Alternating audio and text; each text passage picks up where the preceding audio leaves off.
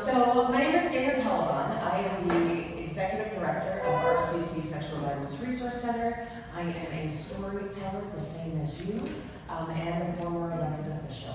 I'm going to pass the mic down and have you all give just a very brief introduction of yourself so people know who you are. I'm Heather Martell. I'm from Chippewa Falls, Wisconsin. That's way up north, 3 hours away from here. I am a storyteller. I've had numerous experiences with denied care and delayed care and lack of access. Good morning, everybody. I'm Ali Muldrow. My pronouns are she, her, hers. I'm the Executive Director of the Wisconsin Abortion Fund. Very grateful to get to be here with you today and talk about stories. Good morning. My name is Kelda Roys, and I serve in the state senate. I'm also running for governor. I've been a long-time abortion rights advocate from my high school days volunteering for Planned Parenthood to leading Near Well Pro-Choice Wisconsin, and now the Reproductive Freedom Caucus in the legislature. Hi everybody, my name is Laurel Marcinkus. I'm from Kenosha, Wisconsin, and I became pregnant in the fall of 2022. I was diagnosed with a blood clot very early on in that pregnancy, and then later on in the pregnancy, the blood clot caused prom, and it also caused something called a placental abruption, where the placenta tears away from the wall of the uterus. So I was bleeding internally and vaginally, and I had to wait for care because of the state's abortion ban. And then last year, unfortunately, I became pregnant again, and I was diagnosed with 2 other blood clots. The same thing happened again, and because of the risk of the same thing happening again, I had to seek care out of state for the entire pregnancy. So that's me.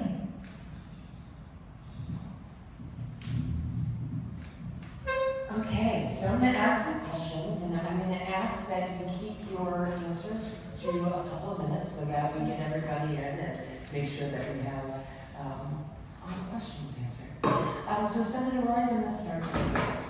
Why is it important to continue to talk about the ongoing attacks on reproductive freedom in the states and federal level, even when the media is focused on other issues like economic trends and international conflict? That's an easy one. There's nothing that impacts a family or a person's economic life more than having a kid. And abortion is an issue that a lot of people don't think about until the moment that they need one. But we know that opponents of abortion are absolutely relentless. And we can see it in the court decision that came down yesterday, where a federal appeals court has suspended access to abortion pills by mail, right? Medication abortion. And this has been such a critical lifeline, especially for women that are in low access states or states with bans. That's why I've been urging people to go order abortion medication before you need it. Have it on hand. We can't trust that it will be there for us when you have so many politicians and judges that are hell-bent on keeping us from access. This is a critically important issue for women's lives. It touches on all the other things that are top-tier issues for people, whether it's healthcare, affordability in the economy, and certainly our fundamental rights and freedoms. In a time of authoritarianism and fascism, it goes hand in hand with oppressing women. We have seen that all over the world. Ali, can you address that also? I really appreciate that question. I think this conversation is an intersectional conversation. And so when you're talking about reproductive freedom and bodily autonomy, you're also talking about, socioeconomic realities. I work for an abortion fund. The average American can't afford a $400 car repair. And so the idea that you can afford a medical emergency is pretty obviously out of reach for most people. And so, healthcare is a human right. And making sure that no one is denied access to an abortion because they can't afford it is something that we need to be talking about on a regular basis. We live in one of the most restrictive states in the country, and that means that we make abortion more time-consuming, more painful. We resort to things that are medically unnecessary. There's a lot of reasons why this conversation is tremendously important, and it is a conversation that impacts generations of people in all kinds of situations. So I have a question for my storytellers, because you two are out in the community. You're meeting a bunch of different people from a bunch of different lifestyles and political backgrounds, and with President Trump and his anti-abortion allies pulling at every level at their disposal to dismantle abortion nationwide, what is it going to take for the American people to understand what is at stake for reproductive freedom in this administration? It's really hard to get people who are indoctrinated with the idea that abortion is murder to change their mind. We can't just change somebody's mind. It has to happen to them before they realize that, hey, this is healthcare, this is needed. Or to a friend or family member. With the number of abortions that happen nationwide, they already have a friend or a family member who has had one. So we need to keep talking and telling our stories so that they realize, hey, my aunt had an abortion. My sister had one. My wife needed one.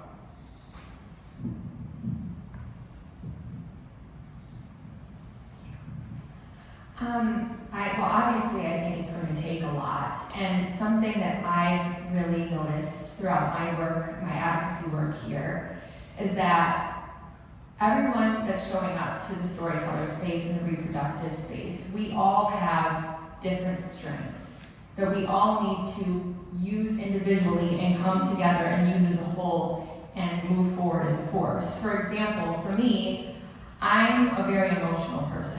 That's always been my thing. I just wear my heart on my sleeve. And when I tell my story, I always tell people about my daughter. When I had the placental abruption and I was bleeding, I had to wait for care. And by the time I did have my labor induced, my daughter ended up surviving for 2 hours before she died in my arms. And I named her Ember, and I always tell everybody that an ember in a dwindling fire, the ember is the last lone flame that refuses to burn out. And so I say that I equate that with hope. And so I always encourage people to carry the ember with them and to use that hope to express empathy within themselves for other people in my situation. And in terms of like other people's strengths, I mean, other people in this movement, like there could be like OBGYNs and healthcare workers who are on the ground who really have seen stories and know what's going on, and they can also bring their medical expertise. Maybe there's someone in the state who's from more of like a rural area and has been denied care in a rural hospital and can speak more to what it's like to be denied care in that space. So I think it's about just bringing all of our different strengths together and then moving forward together as a force.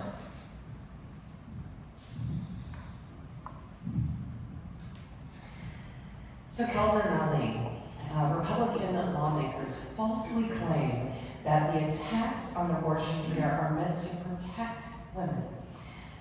What do you want anti-abortion lawmakers to understand about the impacts of abortion bans on women and patients nationwide?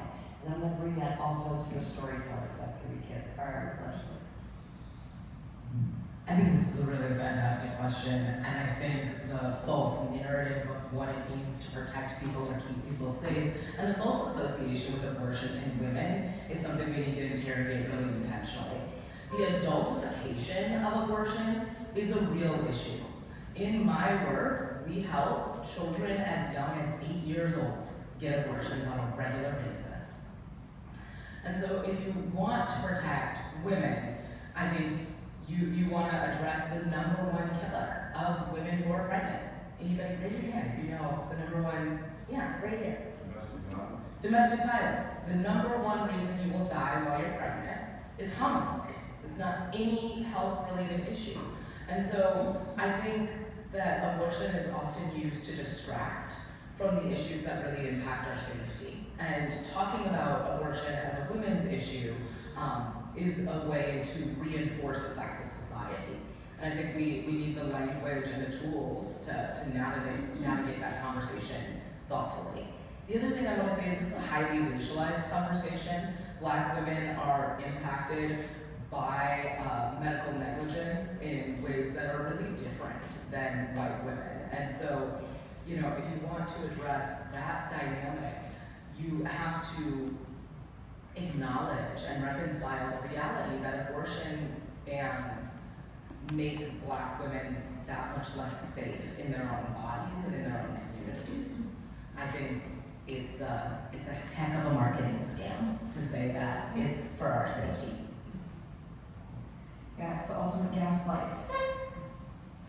I don't waste a lot of time trying to change the minds of anti-choice politicians. I think they're set in their ways. What I do want to do is change the minds of media and of Americans broadly, because we have been conditioned to think that abortion is controversial, and it's not.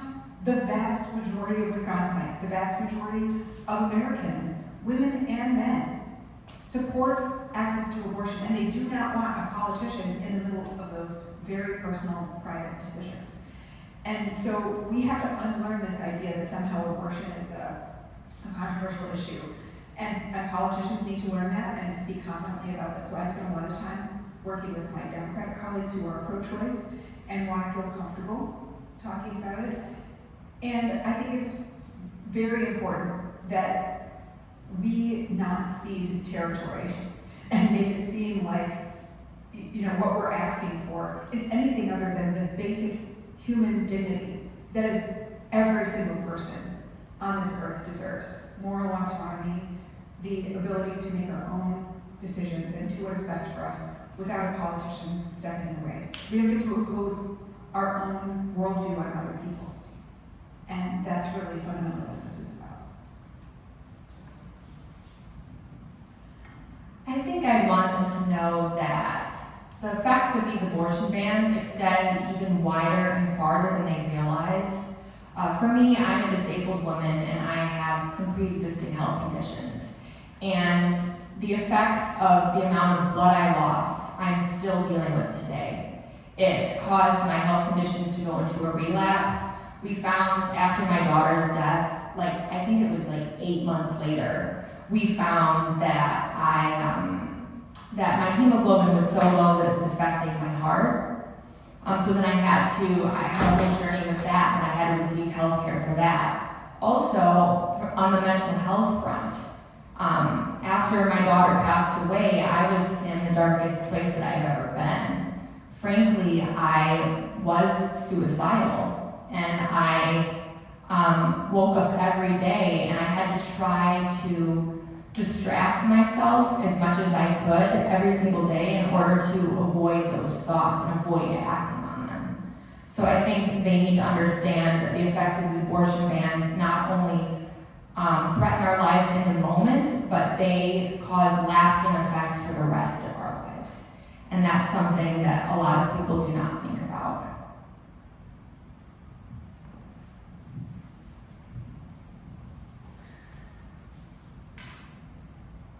The way the administration, not just Trump, but Ron Johnson, Tom Tiffany, phrase bans as protecting women, can I put it really blunt, it's crap. It is absolute garbage. If they wanted to protect women, they would have passed the Equal Rights Amendment. If they wanted to protect women, they would have passed legislation in Wisconsin, in our state, that would have created the same structure of laws that limited prosecutorial discretion and judicial discretion for child sex offenses as we do for OWIs, DUIs in this state. That has come to both the Democrats and the Republicans in this state, and has never been passed. If you want to protect women, you start early. You start with actual physical changes to sexual abuse, to domestic violence. And that means changes in the family court. That means that your rapist does not have parental rights. But they don't care about protecting women. They don't. They use this as a way to rally their base and gaslight their water bearers, and that is it. So Ali, you brought up the intersectionality of this issue and understanding that the pivot from segregation to abortion was very much rooted in racism and harm to Black folks in particular. As a Black leader in this space, what is it that you are hearing from our communities that are purposefully marginalized and purposefully left out of these conversations?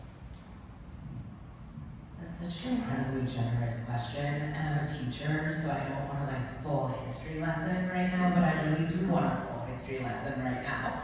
And so when I have this conversation as a Black person in the United States of America, it's really hard for me not to talk about slavery.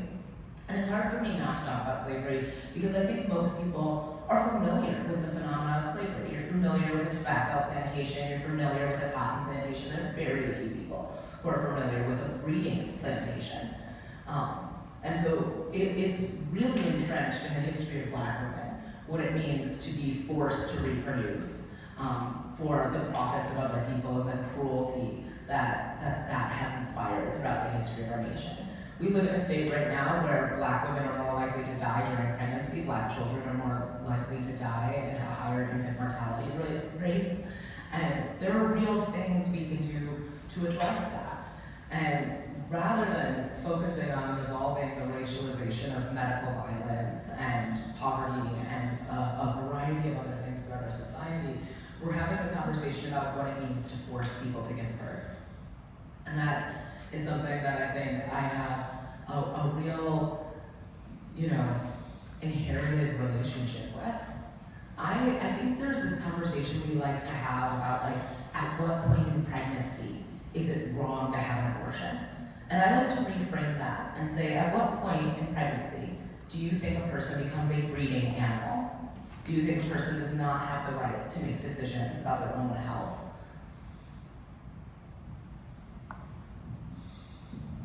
Senator Moore, you are standing here with a bunch of storytellers that are not lucky enough to have you as their senator. We are. We live here. And that means that they're going into spaces where you may not be on the page of, I'm not going to convince them, but we have a room full of people that have got to convince their legislators.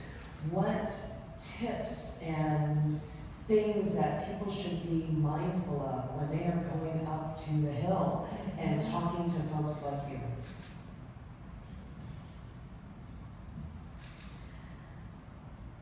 One thing I will say is that when you're approaching the Capitol, it seems big and daunting and overwhelming. But when you actually get to know the people there, there's nothing to be intimidated by. Legislators are just people, and they're not as fancy as we think. And whether you're talking to staff or talking to a legislator, it is their job to listen to you. And you may get a variety of responses. I have done advocacy meetings and lobbying meetings on abortion with people who are sexual assault survivors, with people who have stories that they want to tell. And I've seen legislators be rude and snotty and mean. I think that's the minority of experiences, but it's a thing that can happen. And so I would just say, have confidence that you are in the right. You are carrying with you the support of our neighbors and our communities in every part of Wisconsin. And even if you live in a place that you feel is deeply red or deeply hostile, know that there are people who agree with us, and they just may not yet feel confident enough to speak out, and you are helping change that tide. You may be the only person that legislator has ever encountered that is willing and able to speak openly about abortion, to talk about its impact on your life, and that's an incredible privilege, and it's a big responsibility, but don't worry, because you you've got the moral authority, you've got the moral high ground, and you've got the political high ground. Give me a minute, because I do have something that's specific to you two. So with storytelling, for people who have been doing this even for a long time, I have 30 years of trained experience, but I still get a little nervous. I have to do things to prep in advance before I go tell my story. So storytellers, how do you prepare to tell what could be one of the most traumatic stories that you have experienced in public, in front of the media? How do you do that preparation to tell your story? First, to add to Senator Roy's, keep bugging your elected politicians until they know your name, your face, and your story by heart. Rob Sommerfeld was my representative, hardcore red, supported abortion bans. He knows my name. What's up, Rob? So, in order to prepare, I come unprepared. I tell my story. I open up to people. I want to connect with people deeply on a very personal level, so I don't prepare. I've had so many other traumas: sexual assault, childhood sexual abuse, an abortion that almost killed me. That's nothing. That's nothing. I had an ex pull a gun on me while I was pregnant. I mean, you get to a point where you no longer are afraid of telling the story.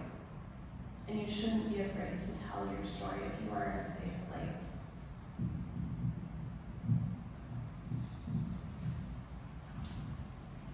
Hey guys.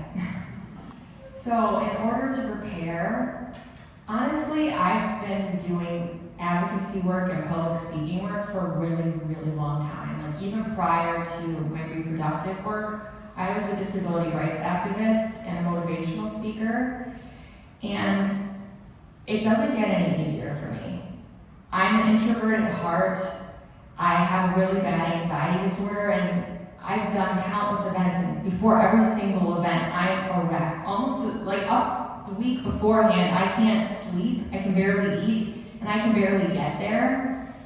And I'm sorry, I'm gonna embarrass you. My husband's here, and he's really shy, so after this is all over, you should all go up to him, tell him he's super great, and make him feel embarrassed. But honestly, how I prepare is my husband talking me down every single time, giving me peace, reminding me why I'm doing this, and reminding me that no matter what anyone says out there, that I can come home and I will still be loved and supported. And I think that speaks a lot to the fact that there's people in our lives who are also the quiet, silent, strong, steady support that are just as important as what we're doing too. Sorry, babe.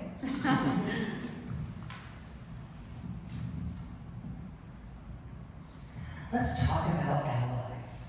So there are many folks who are surrounded by people that want to help.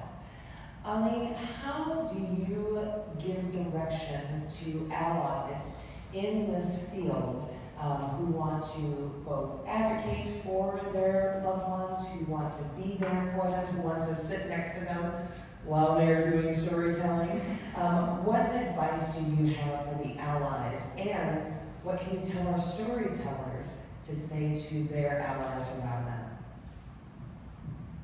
I love this question so much. One of the first things I tell anybody who is an ally and wants to be an ally is you can't do whatever you want and call it helping. Okay? So let's take that in. You cannot do whatever you want and call it helping. If you want to help someone, you have to know them, right? You have to care about them and you have to know what they need. And so I think where we waste a lot of time, energy, and resources is projecting onto people what we think they need. I think we have to make ourselves available for nuance and complexity. And I also think we're more more powerful than we realize. And so a lot of times folks will talk about like what it means to organize to convince someone to vote differently on the issue of abortion. I like to talk about the energy it takes to replace someone who isn't voting the way that you want them to vote. And I think being an ally can mean, you know, asking the young person you know who has an incredible analysis to run for local office 9 times, right? And then volunteering for their campaign and then showing up to do their dishes, right? Like, there's a lot of ways we can support one another, but we have to be in community. We have to be willing to listen to one another, and I think one of the most toxic things we tell ourselves is treat others the way you want to be treated. You can't treat me like you because I'm not like you, and you have to recognize me as who I am. And so I think one of the conversations we need to have about abortion is, you know, it's okay to have an abortion, it's okay not to have an abortion. What is not okay is to decide what someone else should do with their body. And that sounds complicated, right? But it's not when we think about any other medical procedure. So if you compare abortion to heart surgery, you wouldn't want a politician determining when it is and is not okay for you to have open heart surgery, because chances are that politician didn't go to medical school and doesn't know anything about heart surgery, right? So you have people who are legislating about abortion who have never been pregnant, who have no idea what an ectopic pregnancy is or a molar pregnancy is. I think part of being an ally is being well informed, and definitely being in connection and community with the people you're supporting. Thank you for the question. So while we are not here to be political, I am going to ask you a question because you are running for governor. Yes, yes. So Senator Roy, this is the first time that I have seen such an incredible field of femme-identified candidates running for governor, and that is engaging and amazing, and we still have a Republican legislature, right? What is your plan as governor if we do not flip the legislature to continue to ward off the attacks here in the state? And what are you going to do to further push abortion rights here in our state of Wisconsin?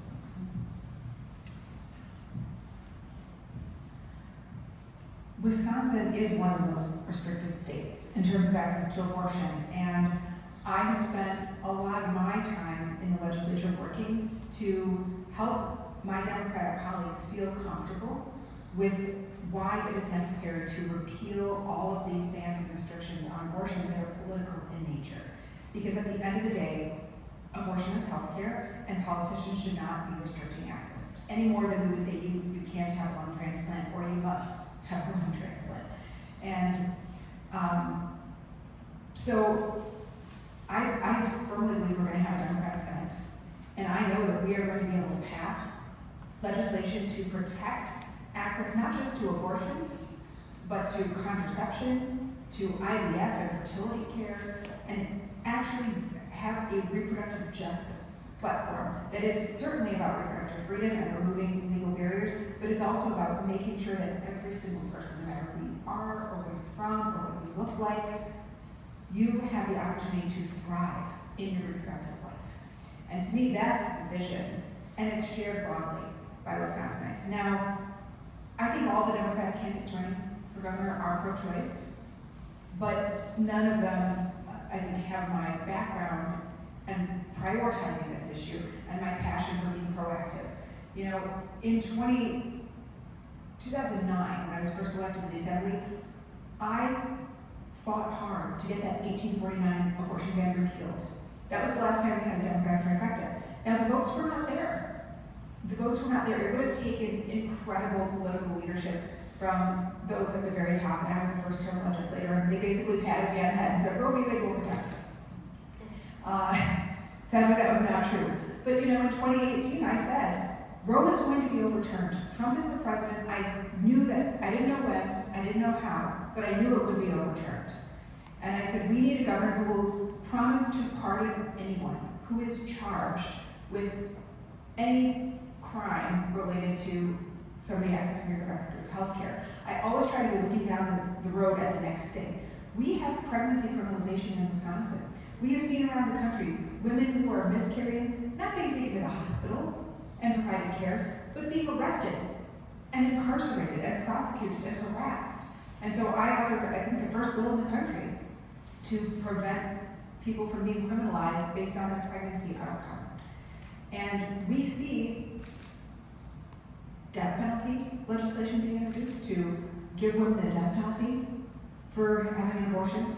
We certainly see a move towards criminalization of pregnancy and criminalizing women and girls who have abortion. So I think it is essential that we have a governor that is going to be proactive, creative, and very well informed about how to protect Wisconsinites and to use the full breadth of the power of the governor's office, making sure that our Department of Health Services is aligned to get people access to birth control, that our young people are learning comprehensive sex ed that we know helps them make healthy choices and reduces risky sexual behavior, reduces sexual violence amongst young people. All of these things are connected.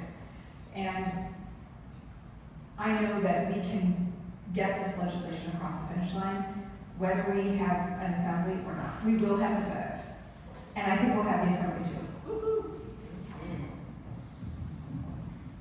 All right, this is our last question. I'm going to have this go to the storytellers. Why is storytelling so important today? And what is something that you wish that every person who hears your story understands? In 2021, I was pregnant. We had faced infertility, got pregnant naturally. That was a blessing. We wanted to keep him.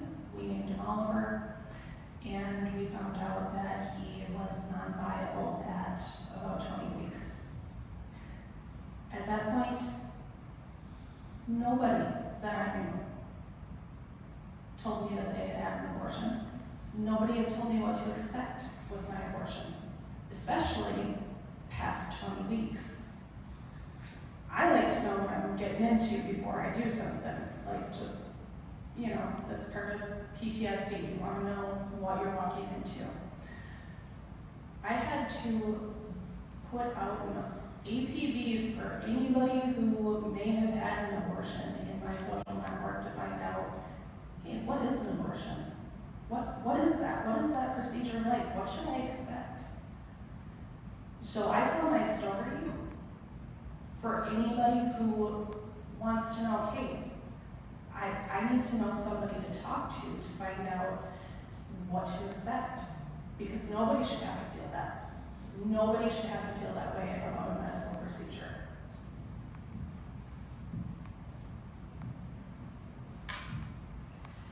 I think it's hard to answer this question because it's so complicated.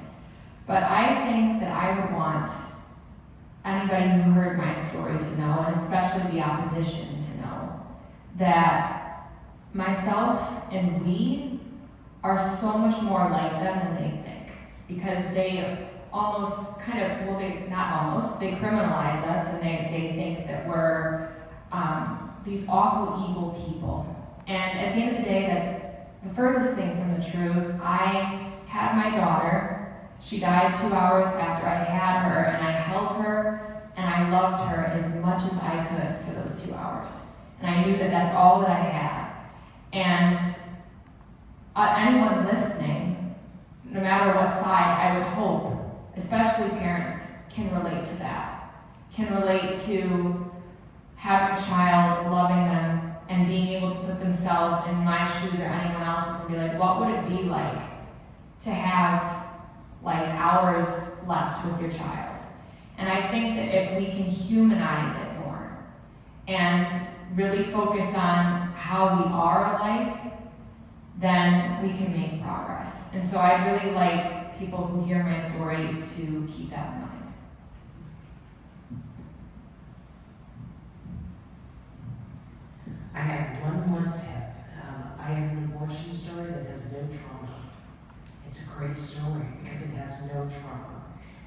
don't be afraid to tell those stories.